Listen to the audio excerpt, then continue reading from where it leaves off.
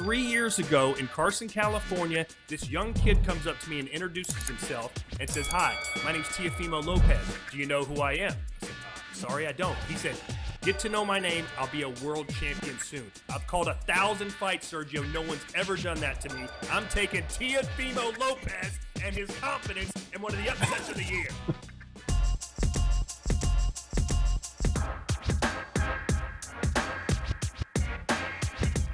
Welcome to Jabs. I'm Todd Grisham, filling in for Chris Mannix. He's Sergio Mora. What's so funny, Sergio? I don't know who cut your hair or gave you that advice. You look terrible. You look terrible, Todd. Chris Mannix is badly in need of a haircut, and it seems you got like a 2020 cut at like Terrible Toms, not Fantastic Sam's or something. Oh, God, this is going to be a fun show. We start with this past weekend's fight for the lightweight title. Jamel Herring won via disqualification after the fight was stopped in the 8th round because of an intentional headbutt. Akendo led with his head in the 5th round, caused a cut near the right eye of Herring, but after the 8th round, Herring said he could not see and the fight was stopped. Sergio, did he quit? No, Jamel Herring is a Marine, 2 tours in Iraq. Of course this man doesn't know how to quit, but he did retreat. He retreated from the battle once it got a little bit tough, and that's what I think people are criticizing him about. If I had to criticize him, it's just that. He could have continued, but he chose to – he found a loophole in a victory. But no, if he wanted to quit, he would have quit in the 5th round when the referee called it an intentional butt. They would have gone to the scorecards, or they would have found him a winner for disqualification. Either way, quit, no. Stay away from the Q word, Todd. Well, hey, you know what? The momentum of that fight was changing, as ugly as it was. And I ask you this. If Herring thought perhaps that he was behind or it was razor close, would he have continued then with the same injury?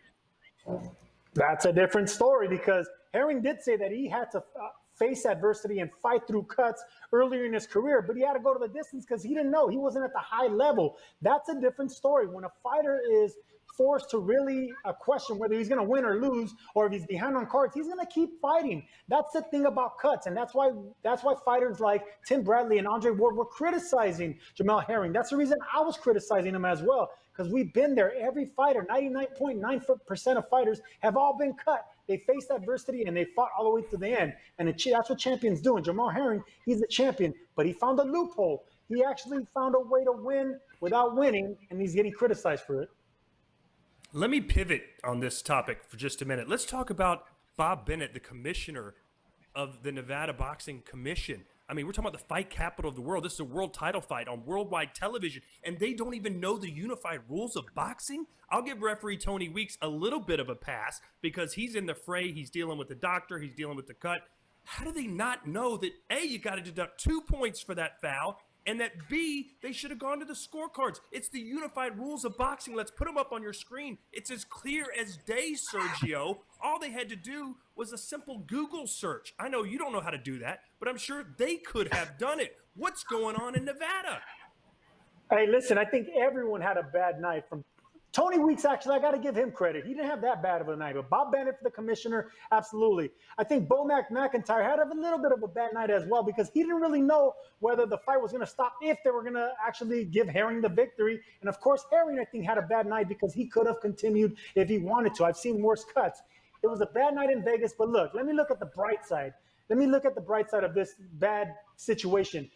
You got to give Herring some kind of credit. He had 2 fights canceled because of COVID. This is just a miserable year for everybody. There's no fans in the crowd.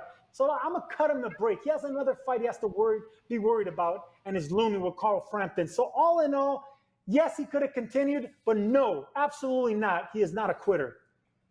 Hey, Akendo may have lost, but I think the big loser that night was the Nevada Boxing Commission. You would think day one of the Commissioner School of Boxing, you learn about what to do when there's a foul. They failed miserably. Moving on to one of the biggest fights of 2020. How can you not be excited about this? October 17th, Vasyl Lomachenko and Teofimo Lopez is officially set. Top Rank posted this picture of the two fighters signing their contracts yesterday. Sergio, who wins and why? The pound-for-pound #1 fighter in the world. I got to go with high-tech Lomachenko here. This will remind me of an old bull, young bull situation, which we see a lot in boxing. And it will remind me of Trinidad, either with David Reed or when we fought Fernando Vargas. Both of them, Trinidad won. One, he went the distance and beat down David Reed. And then the other one, he actually stopped and beat down and knocked out Fernando Vargas. It was too much too soon for young champions. I think that's exactly what would happen with Teofimo Lopez. He's a young, strong, hungry bull and a world champion, but he's dealing with a 3-division world champion, a 2-time gold medalist, a world champion since his 3rd pro fight. I mean, there's stages to this, Todd. I think it'll be too much for this young bull to bite off. And we know Lomachenko was more than just old bull mentality. He fights and has the brilliant moves of a matador. So you're dealing with an old bull with matador moves. Lomachenko's too much at this point, in my opinion.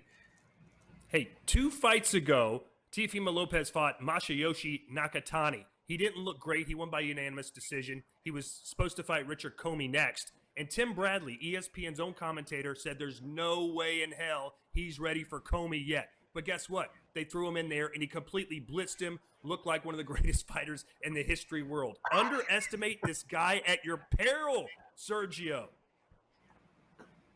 I'm one of the guys that's going to underestimate him at my peril. Can he compete? Absolutely. He's a world champ. We know he's strong. We know he's gifted. He's a young Fernando Vargas type. But what happened to Vargas? He got moved too quick. He could have done a lot more in his career. Vargas was also very precocious, very gifted. He was one of these young, talented fighters that won a title, I believe, at 19 or 20, whatever it was.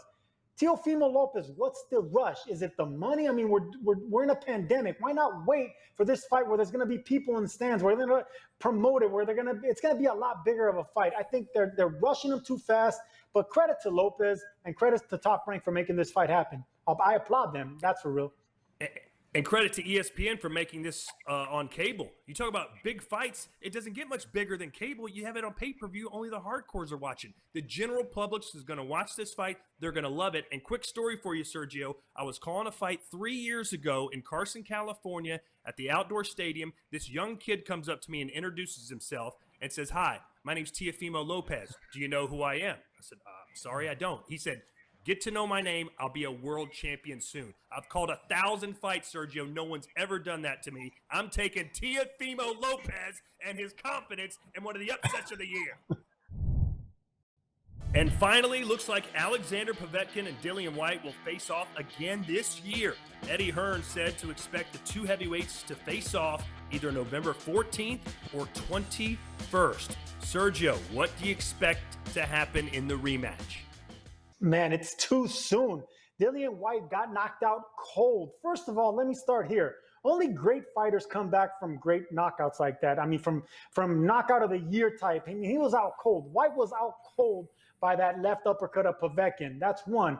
2, we haven't seen Dillian Whyte perform on the championship level. He's yet to win a championship. He's an excellent contender. Now, Alexander Povetkin, he's an Olympian. He's a championship caliber fighter. And even at 41, still dangerous. I don't like this quick turnabout by Whyte. That's simply pride of every fighter. It's up to Whyte's management and promoting to give him a fight in between if I was his team. But that's the pride of a fighter. I just don't see it. Alexander Povetkin by late stoppage.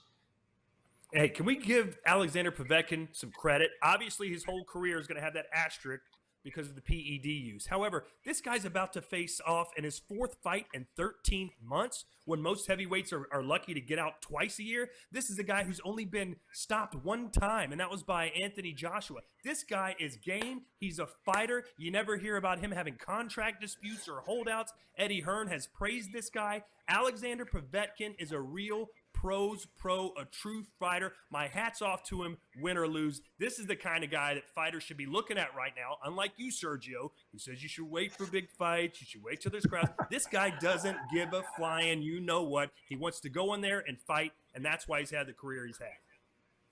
Hey, listen, I'm a big fan of Povetkin. When he fought Joshua and I was studying him, I knew how much of a threat he was going to be to Anthony Joshua. And you mentioned all his accolades. And he's doing this at 41 years old. Yes, I applaud Alexander Povetkin, but I am not applauding Dillian Whyte's team for taking this immediate rematch. When a fighter gets knocked out cold like that, he needs to get his bearings back. He can't go in there. He's going to be shell-shocked. He's going to be gun-shy. He doesn't know how he's going to respond to the first big punch. I don't like it, but they don't have no choice. He was at the cusp of fighting for a world championship, and now he's at the cusp of retiring if he loses one more time, especially if he gets knocked out. That's the beauty of boxing, but that's also the curse of boxing. So it's Whyte and Povetkin again in just a month and a half, Sergio, and it's me and you again here on Jabs later this week. Hey, listen, buddy, if I have to look at your face instead of Chris Mannix's face, that's a win-win for me. But I'll tell you what is the loss, that haircut of yours. Well, hey, my barber also does plastic surgery. Let's have him take off that nose from me.